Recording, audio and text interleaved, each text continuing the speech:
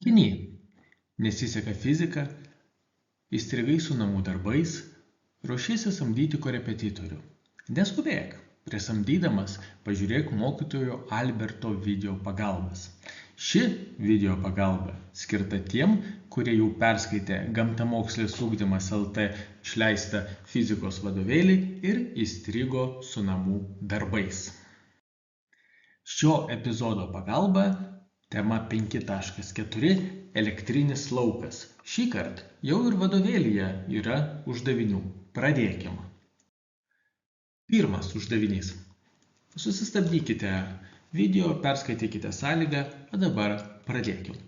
Uždavinį pradedam spręsti, užsirašydami, kas yra duota ir ką reikia rasti. Nieko nerašome žodžiais, tik tai fizikinių dydžių simboliais. Pradėkime spręsti. Sprendimas nesunkus. Užsirašom pagrindinę formulę ir matom, kad tai, ką reikia rasti, yra vienoje lygybės pusėje, tai, kas yra duota sąlygoje, duota kitoje.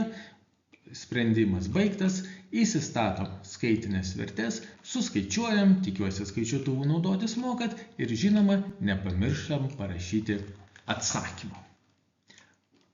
Antras uždavinys. Užsirašom, ką reikia rasti, kas yra duota, pradedam spręsti. Užsirašom pagrindinę formulę, matom, kad ją reikia pertvarkyti. Į krūvį reikia perkelti vieną lygybės pusę, elektrinį lauką į kitą. Po pertvarkymo gauname tokią formulę, į kurią jau galima įsistatyti skaičius. Įsistatome, suskaičiuojame ir nepamirštam parašyti atsakymą. Svarbu! Vadovėlyje nurodytas šio uždavinio atsakymas yra neteisingas. Galite tai nurodyti savo fizikos mokytojai ar mokytojui. Norint išspręsti trečią uždavinį, reikės žinių iš 9 klasės fizikos kurso. Kaip šitas uždavinys atsirado 8 klasės fizikos kurse, paklauskite savo fizikos mokytojo. Pradėkim.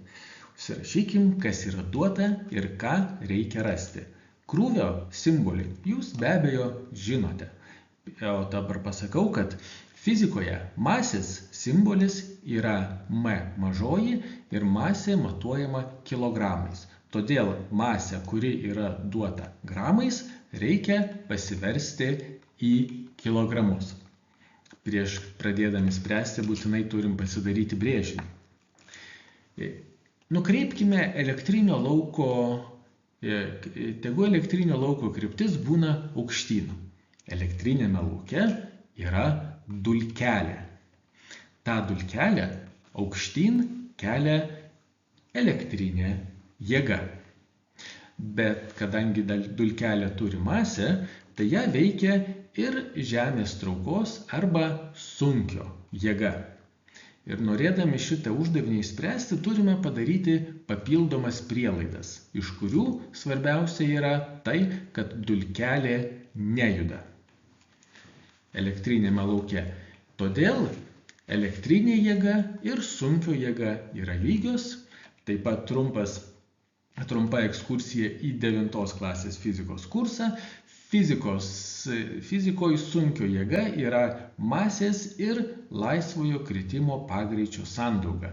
Laisvojo kritimo pagreitis žymimas G ir laikoma, kad jis yra žinomas, nors sąlygoje ir neduotas. Todėl mes papildome duotą dalį laisvojo kritimo pagreičio.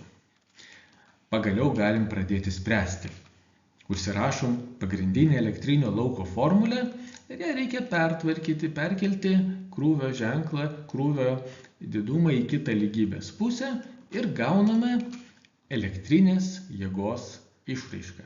Kadangi elektrinė jėga lygi sunkio jėgai, tai vietoj elektrinės jėgos galim parašyti sunkio jėgos išraišką ir įsistatyti į šią formulę. Ir tuomet lygtis pavirsta tokia. Formulę dar krūvį perkeliam į kitą lygybės pusę ir perkelę gauname galutinę formulę ir tuo raidinį sprendimą baigiame. Įsistatome, suskaičiuojame, nepamirštam parašyti atsakymo. Vėlgi svarbu, vadovėlyje nurodytas atsakymas yra neteisingai suapvalintas. 4. uždavinys. Užsirašom, kas yra duota, ką reikia rasti, pradedam spręsti, užsirašom pagrindinę formulę ir matom, kad šitą formulę reikia pertvarkyti taip, kad jėga būtų vienoje lygybės pusėje, o kiti dydžiai kitoje. Perkeliam krūvį į kitą lygybės pusę ir gauname jėgos formulę. Įsistatome, suskaičiuojame ir nepamirštam parašyti atsakymo. Šiame epizode jau daug prikalbėjau, todėl pratybų užduočių pagalba bus jau sekančiame video. Buvo naudinga?